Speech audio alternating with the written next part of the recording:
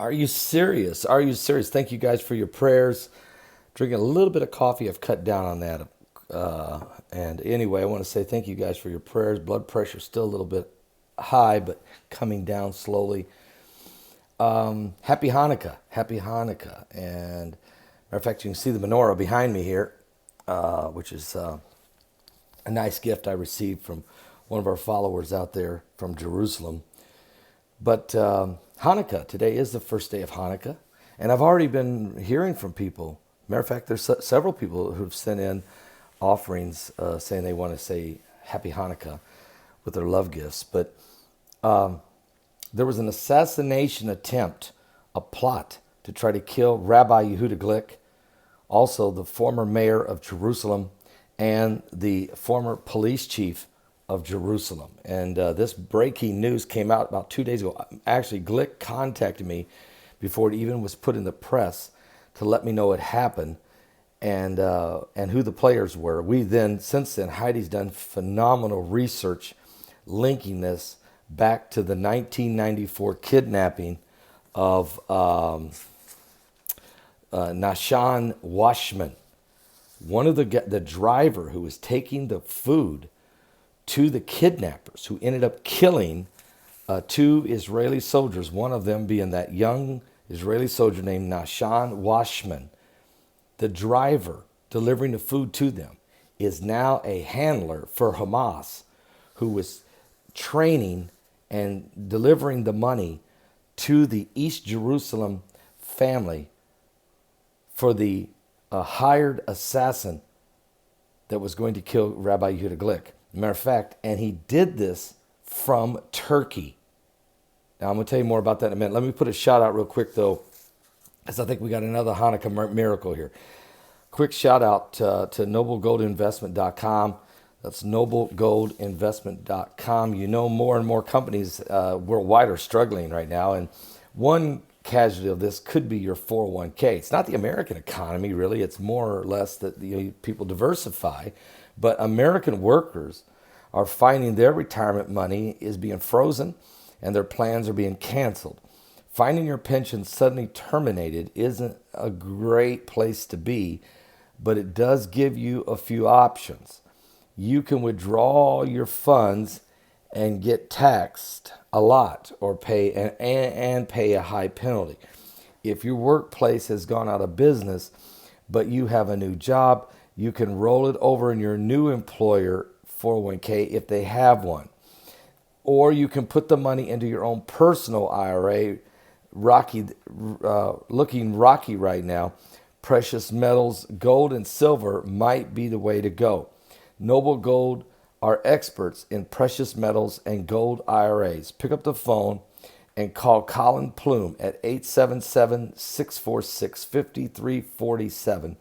That's 877-646-5347. Let Colin Plume or one of his associates help you. They've kept thousands of families safe when their futures were being pulled out underneath them. They're a Christian company. They're family owned, and they're wonderful people. God bless them, and God bless all of you. Well, here's the story, and this is really what's been going on here. But breaking Israeli news just came out with this article in which it says, though I walk through the valley of the shadow of the deepest darkness, I fear no harm, for you are with me. Your rod and your staff, they've comfort me. Okay, that's in Israeli Bible. And this is Rabbi Yehudah Glick, personal friend of mine and the leading rabbi for prayer to allow Jews and Christians to pray on the Temple Mount. Muslims already can. He's the leading rabbi to try to get it to where it will be okay for Christians and Jews to pray on the Temple Mount as well. Now, some of you may know he was shot, assassination attempt on his life in October 29th of 2014, which he was shot 4 times point blank.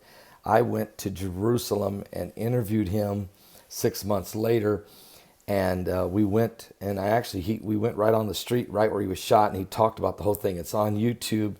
You can watch it for yourself on YouTube. I'll put a link if I can find it and try to get it in the link below. Great interview on location. But here's the story. Apparently what happened was this. Recently has been revealed that Hamas operatives met in Turkey to plan attacks. Rabbi Yehudah Glick, the former member of the Knesset, longtime advocate for prayer on the Temple Mount, was named as one of the targets. Rabbi Glick has already survived one assassination attempt in what can only be described as a miracle. But the Telegraph is reporting out of the UK that Hamas operatives met in Istanbul with the Turkish government. Tacit consent.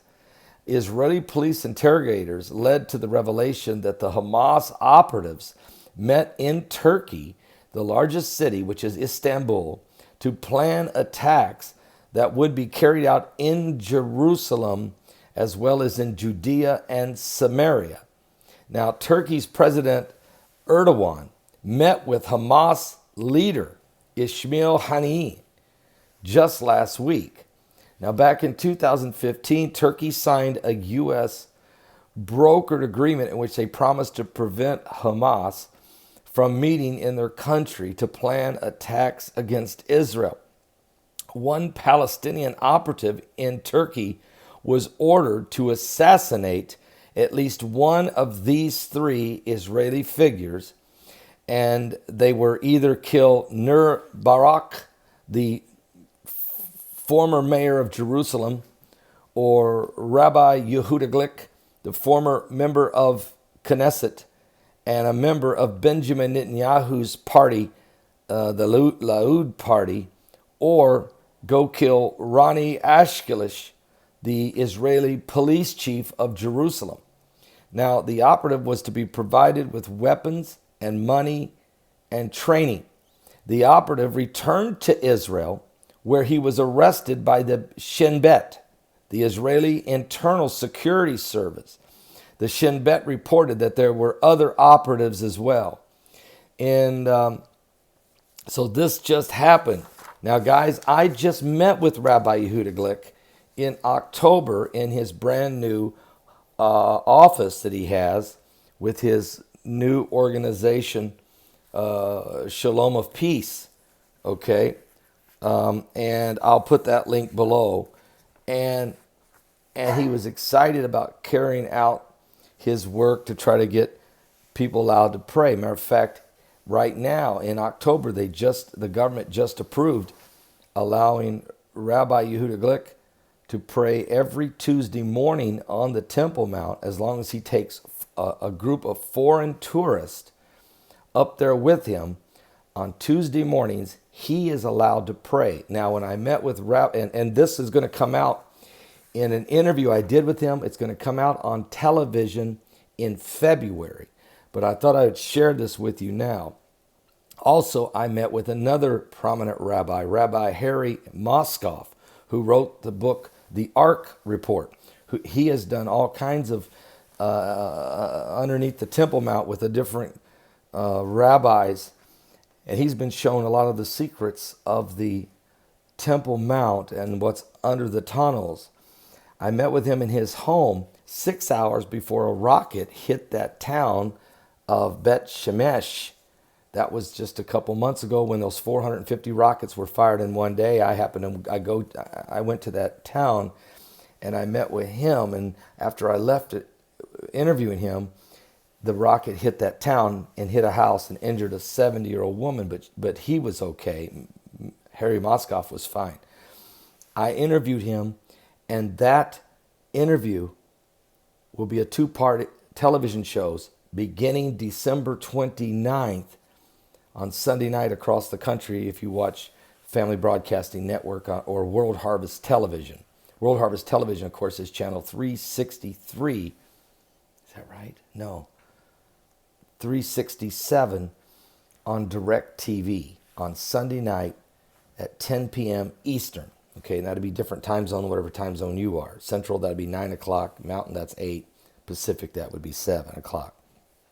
Now, I say all this to say this, but there's more to the story. Heidi began to do some research, and she found that when Nashan Washman had been kidnapped in 1994. And they even showed him, the kidnappers, Hamas, showed him on television how that they were going to cut his throat. And they put it on tape, and it was a hostage tape. And they showed it during the Oslo Accords that Bill Clinton was getting ready to sign in Oslo, Norway, with the other leaders of the world, which were the Israeli Prime Minister Yitzhak Rabin, and also the Muslim leader Yasser Arafat. And they even showed this 24 hours before the signing that they had this young man held hostage. Well, the young man was killed. And many of you remember, 19-year-old Israeli soldier along with another Israeli soldier were both killed in the kidnapping and murder, of course, of the young man named Nahshon Washman. Now, the man who drove the car and delivered the lunches to the hostage holders, his name, we have his name, Heidi, in her research, and let me just go to that right now. I'm sorry, I'm a little slow, but I'm trying to get it straight, okay? Here's what Heidi found. There was a 23-year-old man from East Jerusalem. We have his name. He was the would-be assassin. His name was Adam Musamani. He lived in East Jerusalem. And he was the one that was going to assassinate Rabbi Yehudah Glick. Where he was trained in Turkey. And the man that was training him, his handler, and the man that was going to was giving the $25,000 to his family, his name was Zechariah Najib, a senior Hamas operative. Who is he? The man that drove the car to where the young man, this man, Nahshon Washman, was being held hostage before he was murdered by the Hamas. The driver of the car that was taking the lunches to him was captured, interrogated, and sent to prison for his part in this. Well, after he got out of prison, he's been living very affluent, very wealthy, extremely well in Turkey. He's the one that trained this 23-year-old. He was the handler for the would-be assassin, Adam Musamani. So here we go. This same guy, he's still here tonight. From 25 years later, he's involved in the plot to kill Rabbi Yehudah Glick. Now, what is it that Glick has done wrong? Again, what is it that the former mayor of Jerusalem done wrong?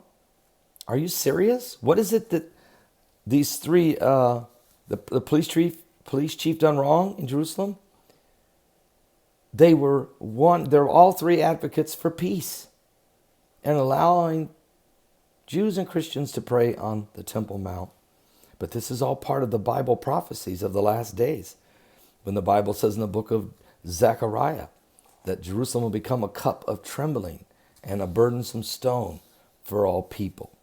So I'm asking that you pray for my good friend, Rabbi Yehudah Glick. I've been his friend since he was nearly killed 5 years ago, and I visit him every year. And my interview with him will be airing in early February, and you don't want to miss that interview. But in light of that, the realization, this is Hanukkah. You see the branches? Well, Hanukkah is a time that when they were being attacked, they ran out of the oil to pour into the branches. They had no oil. You're supposed to have the oil once a day, one every day. But they only had one vial of oil. They put a little bit in all 7 branches. And 8 days the fighting went on. And this menorah, the menorah, was in the Holy of Holies. It's never, the lamps were never to go out. But for 8 days the oil lasted and it didn't go out. This happened 2,200 years ago. Even Jesus makes reference to the celebration of Hanukkah, because it was a miracle of God. God bless all of you. Happy Hanukkah to all. Don't miss tonight's broadcast.